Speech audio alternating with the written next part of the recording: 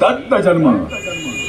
सिद्धी प्राप्त महर्षी अत्री ऋषींची पत्नी अनसूया हिची त्रिभुवनात पसरलेली कीर्ती ऐकून ब्रह्मर्षी नारद मुनी ब्रह्मा, विष्णू आणि महेश यांच्या पत्नींच्या कानी ही गोष्ट घालण्यासाठी घाईघाईनं ब्रह्माई, लक्ष्मी आणि पार्वतीची भेट घेतात. नारायण नारायण नारायण नारायण. प्रणाम मातांनो. मुनिवर, अशा सुप्रभाती इतक्या घाईघाईनं कुठे निघालात? काही वार्ता? नारायण नारायण. म्हणजे अजूनही आपणापर्यंत सती अनसूयेची कीर्ती पोचलेली दिसत नाही. कीर्ती अनसूयेची? नारायण नारायण.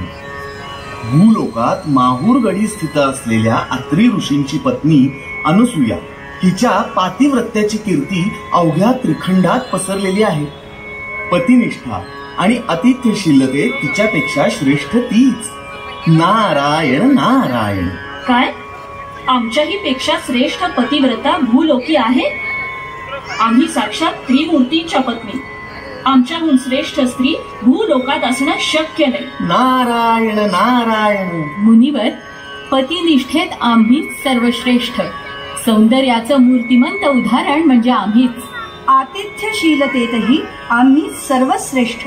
आणि असं असताना आमच्याशी स्पर्धा करू पाहणाऱ्या अनसूया नामक एका सामान्य स्त्रीचं सत्वहरण हे केलंच पाहिजे. नारायण नारायण.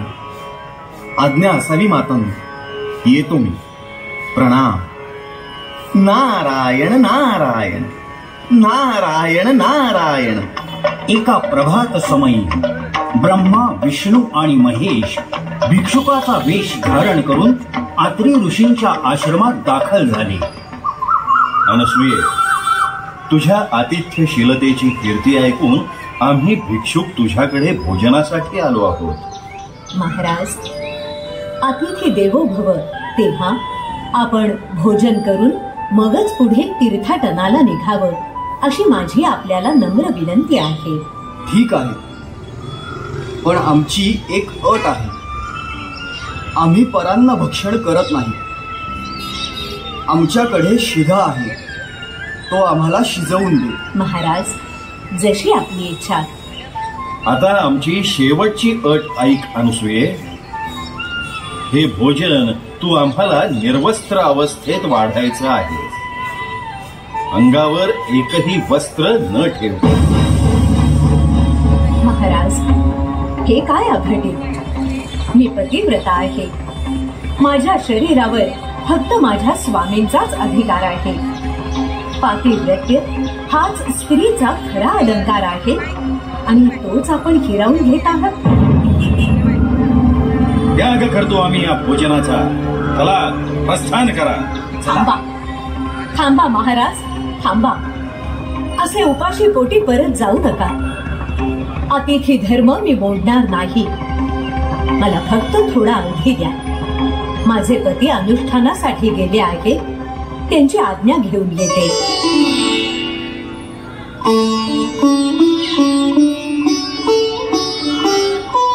अनसूया अत्री ऋषींकडे गेली. ऋषींनी अंतर्ज्ञानानं सर्व काही जाणलं. महर्षी अत्री अनसूयेला म्हणाले, अनसूये, ब्रह्मा, विष्णू आणि महेश हे आपले माता पिता आहेत आणि आपल्या माता पित्यांसमोर कसली लज्जा. तुझ्या पातिव्रत्याच्या सामर्थ्यानं ते प्रभावित झाले आहेत. म्हणून तुझी सत्व परीक्षा पाहण्यासाठी साक्षात त्रिमूर्ती आले आहेत. अत्री ऋषींनी आपल्या कमंडलू मधील उदक त्यांच्या अंगावर शिंपडण्यास सांगितलं. त्याप्रमाणे अनसूयेनं ते उदक शिंपडलं.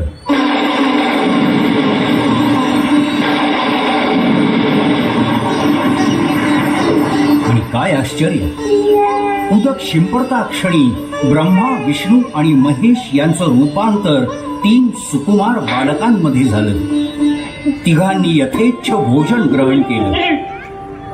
असा बराच काळ लोटला तरी ब्रह्मा, विष्णू आणि महेश आपल्या मूळ स्थानी परतले नाही.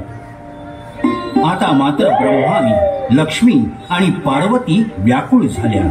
आणि त्वरित अत्री ऋषींच्या आश्रमात अवतीर्ण झाल्या.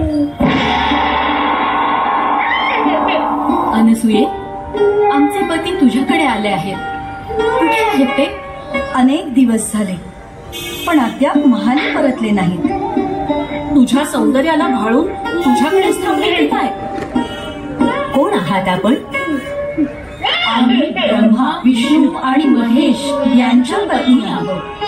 देवी, 3 भिक्षुक माझ्याकडे भोजनासाठी आले होते, पण त्यांनी माझं पातिव्रत्य भंग होईल अशी अट घातली. माझ्या पातिव्रत्याच्या सामर्थ्यामुळे त्यांचे रूपांतर 3 सुकुमार बालकांमध्ये झालं. देवी, तुम्ही आपल्या पतींना घेऊन जाऊ शकता, पण एक गोष्ट लक्षात घ्या देवी, आपण आपल्याच पतीला घेऊन जा. दुसरीचा पती घेऊन जाल तर तुमच्या पातिव्रत्याचा भंग होईल. ही 3ही बाळं सारखीच दिसतात. यातील आपला पती कोण हे आम्ही कसं ओळखायचं? देवी, आयुष्यभर आपल्या पतीसोबत संसार करूनही तुम्ही आपल्या पतीला ओळखू शकत नसाल तर त्या स्त्रीच्या जन्माला काय अर्थ आहे? ती कसली पतिव्रता? क्षमा करा नसूय, आम्हाला आमच्या पातिव्रत्याचा आणि सौंदर्याचा गर्व झाला होता. ओम नमः शिवाय. ओम नमः शिवाय. ओम नमः शिवाय. प्रणाम मातांनो. अहंकारामुळे शेवटी नाशच ओढवतो. एक स्त्री दुसऱ्या स्त्रीच्या पातिव्रत्याची परीक्षा घेते, यासारखी दुसरी स्त्री जातीची विटंबना नाही. आम्हाला क्षमा कर. देवी, तुम्हाला क्षमा करण्याचा अधिकार माझ्या पतींना, महर्षी अत्री ऋषींनाच आहे. आम्हाला क्षमा करा महर्षी. महर्षी, आम्हाला आमचे पती मूळ रूपात मिळो. माझा पती मला परत दे. तथास्तु.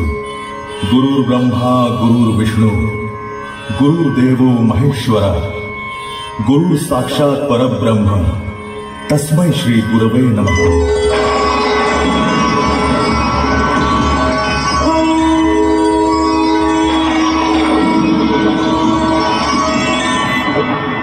आम्ही तुमच्यावर प्रसन्न आहोत. हवा तो वर मागा महर्षी. हे देव देवेश्वरा, आम्ही निपुत्रिक आहोत, म्हणून आपण पुत्र रूपानं मजजवळ राहावं अशी माझी इच्छा आहे.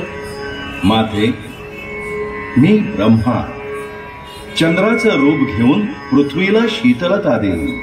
माते, मी विष्णू बालक रूपानं मी तुझ्याजवळ राहीन. माते, मी महेश दुर्वासांचे रूप घेऊन घोर तपश्चर्या करेन. स्वामी, मग या 3 बाळांचं काय करायचं? अनसूये, या 3 बालकांमध्ये ब्रह्मा, विष्णू आणि महेश यांचे दिव्य अंश आहेत. भक्ती, मुक्ती, परमार्थ जो जे वांछील मनात ते साध्य होईल त्वरित. ही बालकं त्रिमूर्ती आहेत.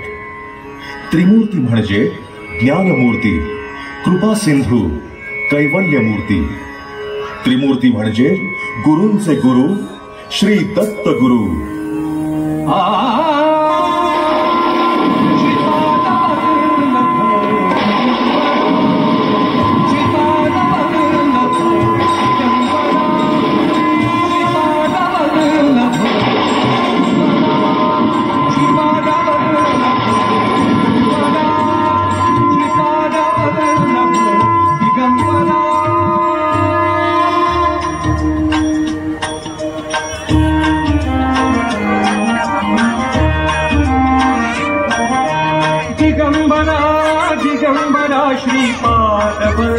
दिगंबरा दिगंबरा दिगंबरा श्रीपाद वल्लभ दिगंबरा दत्तगुरूंचे नाम स्मरा हो. दत्तगुरू मंडळाचे प्रेरणास्थान बाबासाहेब मामा राजवाडे, अध्यक्ष विशाल देशमुख.